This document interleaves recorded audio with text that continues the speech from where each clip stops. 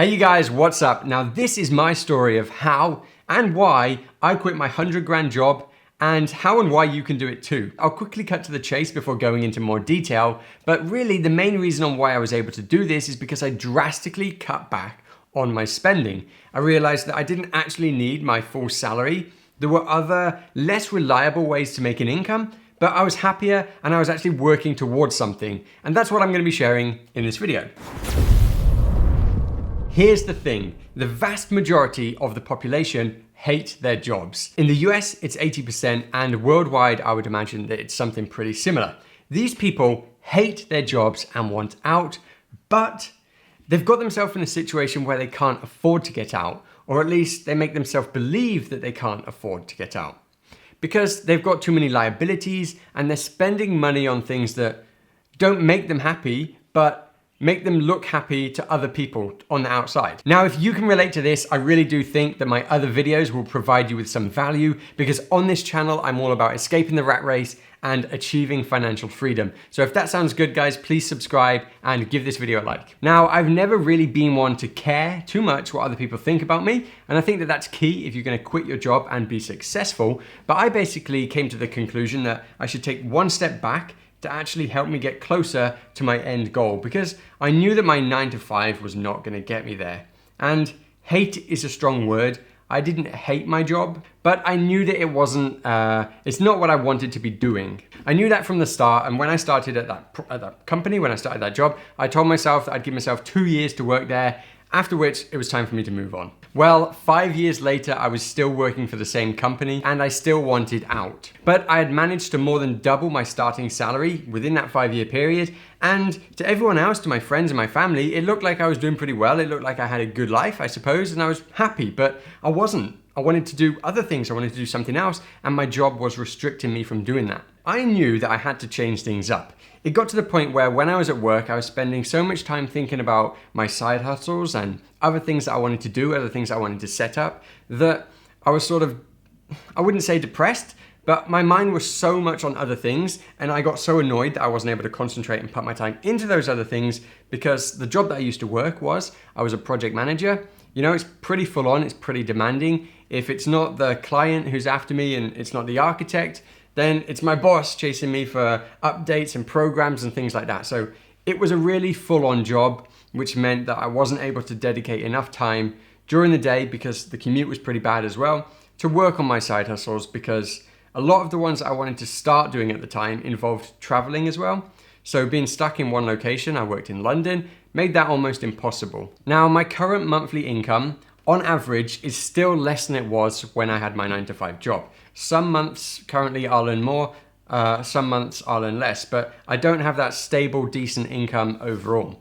But I'm happier, I'm definitely happier now, and quitting my job has led to me getting some amazing opportunities that I know definitely wouldn't have happened. There's no way I would have been able to do them if I was still working my 9 to 5. And I know that those opportunities are gonna get better and better, and they're gonna keep on coming. Whereas if I was stuck in London, stuck in my 9 to 5, there'd be no way. So for example, some of the opportunities that have come my way and things that I've been able to work on since quitting my job in London are that I have a passive income portfolio now with 5 different revenue streams. I've worked on an international BuzzFeed project, which is really cool. I hosted 4 different episodes, of which I think they're all gonna be released this year, and when they are, I will definitely let you guys know.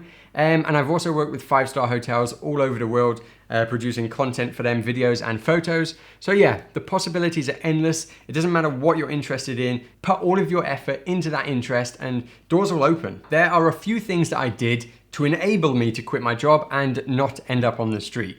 Basically, you need to put a few things in motion. You need to get the ball rolling on a few things before you actually quit, because otherwise it could obviously be devastating. So some people won't be willing to make these sacrifices though, I believe, because at least in the short term, they kind of suck. So the first thing I did, and as I mentioned at the beginning of the video, the most important thing was to reduce my expenditure. Now, I used to work in Covent Garden, which is basically one of the most expensive parts of the most expensive cities in the world. I was spending so much money on commuting, rent, lunch, you know, things like that, all of which were things that weren't making me happy. So whilst I was earning more money in London, I was spending more as well on things that weren't making me happy. Now, the next thing I did was really quite drastic, and a lot of people I know won't want to do this. It depends on your situation, it depends on your age and things like that. But I moved back in with my family. Yep, I did, seriously. I moved back in with my parents, and doing that whilst being married was not the easiest thing to do, but thankfully we both get along with my parents. So yeah, we moved out of London into the countryside. And as I said, this isn't going to be possible for everyone. So if that's not something you're willing to do in the short term, then you can at least consider reducing your rent, moving to a smaller place. If you're currently renting an apartment with 3 or 4 bedrooms, but it's only you and your partner, maybe you have 1 kid or something like that, you don't need it. People always get more than they need just to show off, basically. So that's one of the main ways that you can cut back, is just reducing your living expenses. So just to share with you guys exactly where I've been and what I've been doing since I quit my job, to put it into perspective, I quit my job about 18 months ago. And for the first 8 months, me and my wife went traveling. We traveled all over the place, like non-stop, living out of a suitcase, which was actually epic. And for anyone who hasn't and has got the travel bug, I would definitely recommend doing that. I then moved back to my parents where all my stuff was, or whatever I kept. Lived with them for 5 months, and then COVID hit, and my wife actually got pregnant. My wife is Singaporean, so at that time we decided to move back to Singapore to deliver, to have our baby girl. And we've been here ever since. However, we'll be heading back to the UK in about 4 weeks' time. Now, having a daughter definitely wasn't on the cards when I quit my job. I wasn't expecting it to happen anytime soon, but it just goes to show that you don't really need that stability. People will say, you know, oh, you're having a family, you need to provide for them, you need the stability. Honestly, in my experience, you don't, or at least so far, I don't really need that. And I don't want my daughter to grow up seeing me work in a job that I don't like, for her to then do the same when she's older.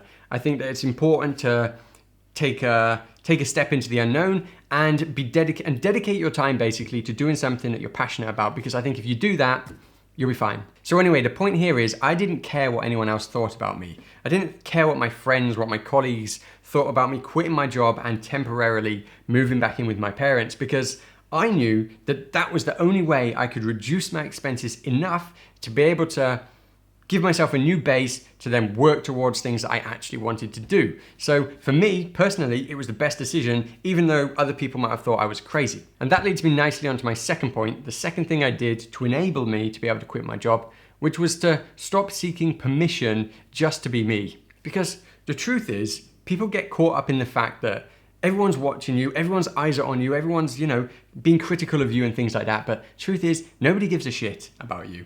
Everyone only cares about themselves. They might talk about you, they might speak to you about you, things that you're doing for a brief second, but then when they're finished, all of their attention is going to go back onto themselves. How can they improve their own lives? What are they depressed about? What are they doing with their own lives? All these sort of things. So stop caring what other people think about you and just do the things that are best for you, no matter what anyone else thinks. And I actually think it's very easy to fall into the trap of thinking or having this vision of what a normal life is and what an acceptable life is. So stop caring what other people think, start thinking outside the box, because if you just go with the flow, you're going to end up like everyone else. You're going to be stuck with a mortgage that you can't afford, with a car that you can't afford. You're going to be depressed with your job. This is all about taking chances. Quitting your job is about taking that leap of faith and doing you. Okay, now here's the best bit and why you will never regret quitting a job that you hate. Because it opens doors and it gives you the opportunity to do something that you actually want to do. Now, if you're watching this video, you've probably thought about quitting your job, or you might even be thinking about quitting your job right now. And if you've thought about quitting your job, then you've probably thought about what you would want to do instead. Think about the person who you most aspire to, somebody who you look up to, for example.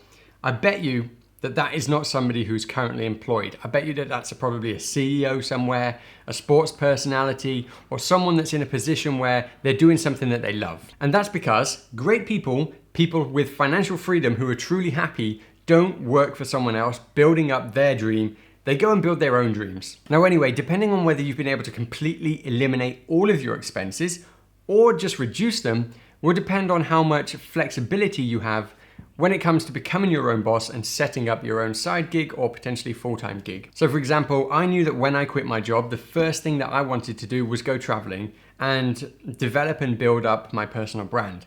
So for 1 year before quitting my job, I had already started. I built up an Instagram following of 20,000 followers. And then by the end of the time, after the first 8 months of traveling, We'd got a following of, I think, near 45,000 followers, something like that. And we'd actually broken even during those first 8 months. So all of the expenses on flights, hotels and things like that, we'd earned that back and we'd broken even. If we hadn't done the pre-planning before quitting our jobs, and if we hadn't prepared, sort of got ourselves into that zone, how to do things, got the experience, I don't think that we'd have been able to break even. We would have lost a lot of money during those first 8 months. We would have had a great time, but we would have lost a lot of money. Even if you don't have a plan, but you're considering quitting your job, honestly, based on my experience, I would say do it. But do it expecting to work really hard on something, on your side hustle, and expect to try out loads of different things, because that's your opportunity when you've got loads of time and you haven't got the stress of work, that you can actually try different things. So try something that you're interested in, and if it goes somewhere, great, but if not, then quickly pivot and try something different. And you're able to do that until something clicks, and then when it does, you'll be so into that thing and you'll be working on it 24/7, which is basically what I do nowadays. You'll be working 24/7 on something. It won't feel like work because you'll be pumped to be doing it. And yeah, as long as you have the intention of putting a lot of effort into loads of different things and trying them out, I think that you'll be successful. So quit your job. Okay guys, and I believe that that is the key to occupational happiness and to financial freedom. That's the key to becoming that person that you thought about, that you aspire to be, is just to take that risk with the intention of working your ass off, and you'll get there. 2 things to think about after watching this video are: 1, money does not buy happiness. In fact, I reckon that money probably has the potential to cause unhappiness more so than it does to provide you with happiness. In the short term, it might be great, you got loads of money, you can go and do whatever you wanted to do, but then you'll quickly become bored of it. It will cause probably relationship issues, maybe with your family, your loved ones. I think money is the root cause of a lot of bad things in life. So that's number 1. And number 2, just think about whether you actually want to be happy or you want to look happy to other people, because I think that is the key here as well. So many people want to look happy. They want to, what's it called? Be the Joneses? Live up to the Joneses? Live like the Joneses? I don't know. But anyway, it's all about being happy yourself. Do what makes you happy and stop giving a shit what other people think. All right then guys, that's it for today's video. I really hope that you enjoyed the sort of conversational content today. I'm exploring doing more stuff like this in the future and talking about my own experiences as well. So yeah, let me know what you thought, and please give this video a like, subscribe to the channel if you're not already, and guys, I'll see you next week. Bye guys.